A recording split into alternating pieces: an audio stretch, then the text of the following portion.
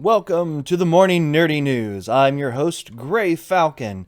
We're going to go ahead and start today off with some brighter news. Yesterday, a report went out about a little boy who donates a baby Yoda doll to firefighters who now bring it with them everywhere. This little boy, whose name is Carver, is a thank you to them for fighting these awful fires out of California, Oregon. Donated baby Yoda to the firefighters who now bring him along with them everywhere. So we've got photos here of the firefighters carrying around Baby Yoda as they go off to their daily job to help fight and protect for all of us. For some true heroes, they are given a gift that they truly love and adore, and this is exciting just to see the joy that this has brought to these people to show how appreciated they are. So remember, ladies and gentlemen, go out, appreciate those who are doing such hard work in order to keep us all safe. And in some other positive news, over on Xbox Wire, they are talking about Game Pink. So they are doing a special charity to raise money on October 3rd for a 4-hour fundraiser that's a live stream. Join the NBCF for the official console sponsor of Game Pink Live, which will stream on Xbox, YouTube, and Twitch channels live on October 3rd. This will be at 12:30 Pacific Time, 3:30 Eastern Time. So go over, donate some money, help out for the fight against breast cancer. PlayStation Blog has posted that competition to win a PlayStation 5 with Doritos. Now, unlike the competition where, well, not competition really for Xbox, it's just you go and buy a drink at Taco Bell. With Doritos, you have to spend a whole lot more time and effort for a chance to win a PlayStation 5. What you do is you go in, you purchase these bags, and you have to create a wallet on the Doritos website, and in this wallet you scan the codes and you have to get all the different little icons, and there's only a set number of these. These little icons give you a chance to win a PlayStation 5, but you can't just get one, you have to get all of them. So you have to get a set of 4 of these to come in and have a chance of winning this. I'll tell you what, while I get that they're trying to have people be more interactive and get out and be invested in this to try and win, it seems a little overwhelming for what they want you to do. Where with Xbox, it's literally you just go and you make a purchase and you get it. This makes me wonder if maybe they just didn't have enough PlayStation 5s to do something where, like Taco Bell right now has the every 15 minutes. Maybe they just don't have enough systems available. Maybe they wanted to ensure that more systems are going into the stores and purchased. Where Xbox has a little bit extra cash, maybe they ensured to set aside a larger allotment of systems in order to be sent out to people. Not sure what's going on here, but you can go out and win a PlayStation 5. It's just going to be far more difficult and require far more purchases for the chance to be able to win them. Now, again, with most things, there should be a way to do this without a required purchase, at least in the US. But it doesn't really talk a whole lot about that information in here. You'll have to go over to Doritos' website and read up more on how to do that. Where with Xbox, what they do is you go over and have to go into the terms and conditions sheet, and then starting October 22nd through the end of the competition, which is November 2nd, I think. Don't quote me on that one. I can't remember off the top of my head for sure. But they give you 3 free codes that can be reused every day in order to play for free during that 5-10 day window that they have available. And in other PlayStation news, so PlayStation 5 backwards compatibility, new details, force haptic feedback, and adaptive triggers, and more revealed through store website source code. The source code on the website has given information that shows why some of these games are not necessarily compatible, because they'll have to have information that shows PS5 controller trigger effect required. So if a game doesn't have that built into its code, it may not be compatible with the PS5. Now, it does go up here and talk about patches and software updates that are going to be necessary. We will see plenty of games get these updates and patches that enable them to function, including PS5 boost mode enabled. This will have games added over time from PS4 to PS5, so it's not going to be as quick of a transition as Xbox is, with the Xbox One games automatically being able to play on the Series X and Series S. They also have information that console sharing and offline play settings is still enabled on your PlayStation 5, that you will be required to be 18 plus. So people who are like PS Now subscribers will still be able to have family members go in and play on PS Now, have access to PlayStation PlayStation Plus in order to go and play online games. So this is still going to be available for family members to use on the same system. And other console news, Atari VCS backer units are on the way. So this comes over on the Medium. This update shows that those who Indiegogo exclusive backed the 800 Collector's Edition model, that they will be getting their units soon. And they show in the factory the actual product being packaged up and getting ready to be sent out. So it even has manufacturing photos of the product being put together, showing the rooms that they're being put together in, and the final product, how it looks, even the stickers, and plastic wrap, all the way down to the mass bundled packages to be shipped over. I'm guessing these are being produced somewhere in China, so we'll probably have to wait for these pallets to get shipped over to the US. But if you've been waiting on your Atari VCS, that's good news for those who are original backers. They're finally going to get it after years of waiting. However, if you got an Atari VCS, you might be regretting that purchase now. At the time, it seemed like it might be a decent piece of hardware. It wasn't going to be incredible, but it was going to allow you to play some more recent games beyond just the Atari 2600 style games. But as time has gone by, the longer this has taken, the worse this is looking, especially now that we have next gen coming out, and this coming in at a price point that isn't really competitive. So you could get this or an Xbox Series S for nearly the same cost, or you could even spend up a little and go in and get yourself a PlayStation 5 digital. So unfortunately, Atari is getting this out at the wrong time and at the wrong cost point. We're going to go ahead and move over into some other launch news. Disney Plus launches GroupWatch feature for US subscribers. So what this does is, if you have a Disney Plus subscription, you can then share it with other people to watch something at the same time. Now, this doesn't work with kids subscriptions, and for good reason, because they don't want children to have access or have people contacting them that they don't know and, just being creepy people about it. But if you have your friends and you want to sit down and watch a movie, you can set this up so you can all watch it from the comfort of different homes, all while being able to enjoy it together. Now, originally this did have a chat feature. That chat feature has been taken out because it was seen to cause disruption during a movie. So I'm not really sure that that's a good thing or a bad thing. It does kind of take away from the experience. People who have the Oculus Quest or getting the Oculus Quest 2 have something similar where they're able to watch movies together, and it puts them in a theater and it feels like you're sitting next to the person and you're still able to talk to them.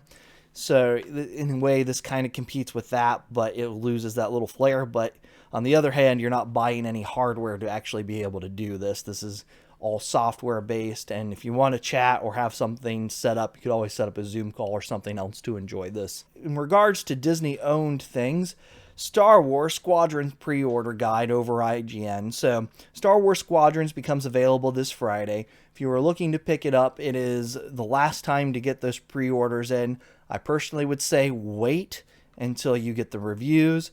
However, for a flight sim in the Star Wars world, if you're super excited, I can kind of understand. It is only $40, and it's possible you could get a discount on that somewhere. Unless you can get that pre-order for free and still cancel it when the reviews come out so you don't lose any money on it, I'd be wary of anything that, especially anything that comes from EA, because their consistency is so all over the place, where, Star Wars Battlefront, they kind of screwed you over with all the microtransactions and things, and then they backed it up and it became a better game, but by then it was too late. And some other updates to gaming news. So over for Cyberpunk, there was an announcement the other day that CD Projekt Red has been asked to work 6 days a week for the finalization of this game. The game is going gold, it's in final certification, and we received a response from the head of the team about why they have been asked to do this crunch.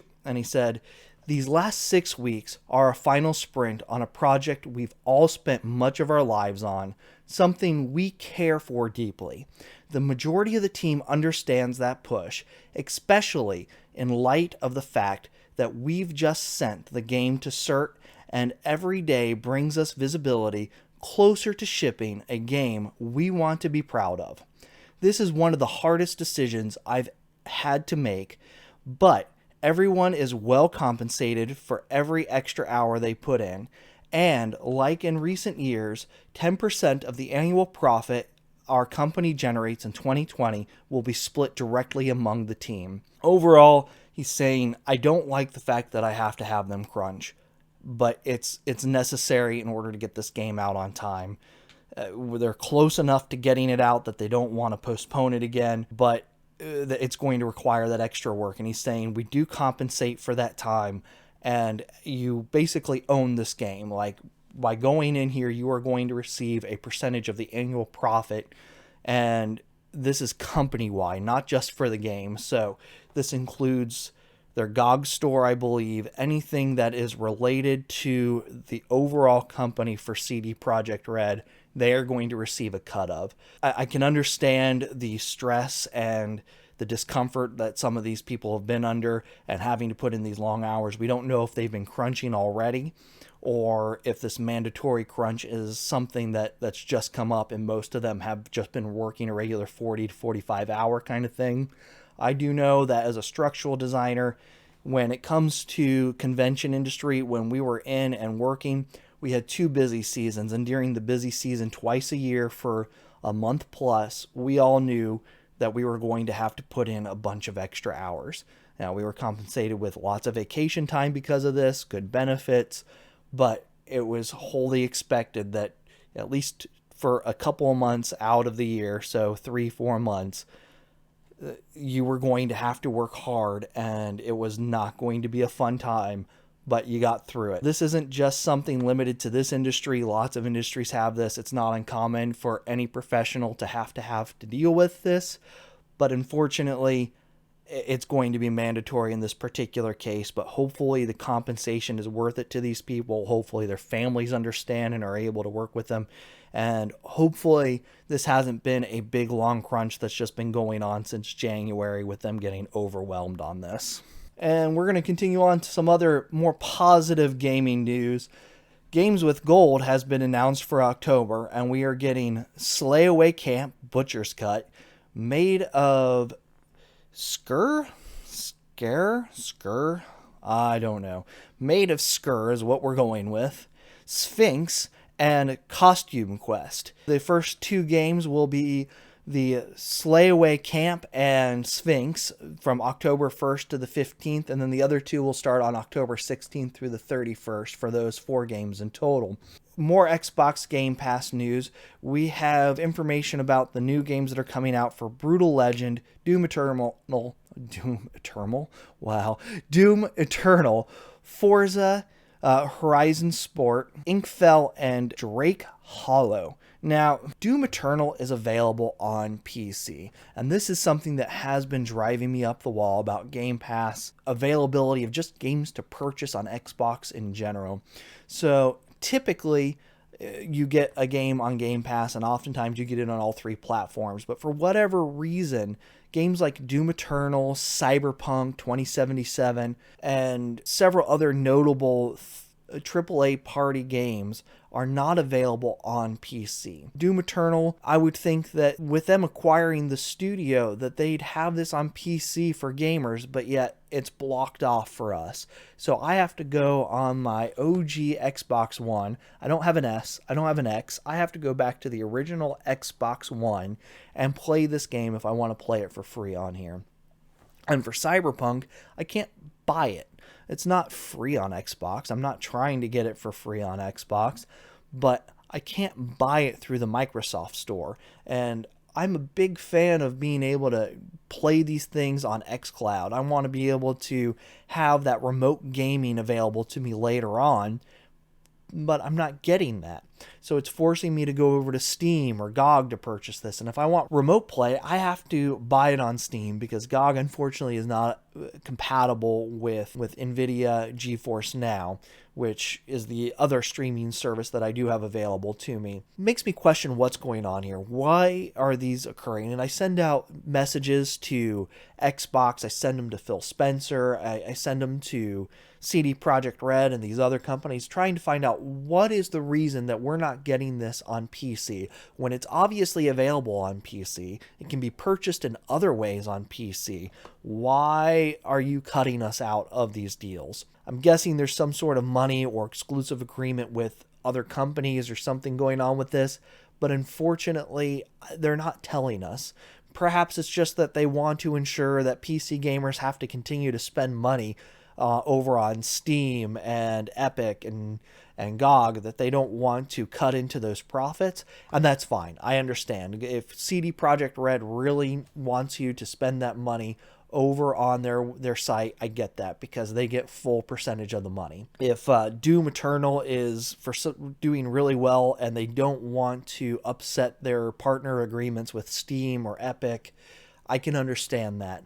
But overall, they're just silent on it, and that really frustrates me. I'd like to have more information on what's going on with these, because as a PC gamer who goes in and does spend the money on Ultimate, I feel like I'm getting a little gypped. And while they do a lot for us, there's also a lot that they seem to cut out specifically for PC gamers. Continuing on into some other downside news, I suppose, Pokemon Go will roll back some of its COVID-19 related changes.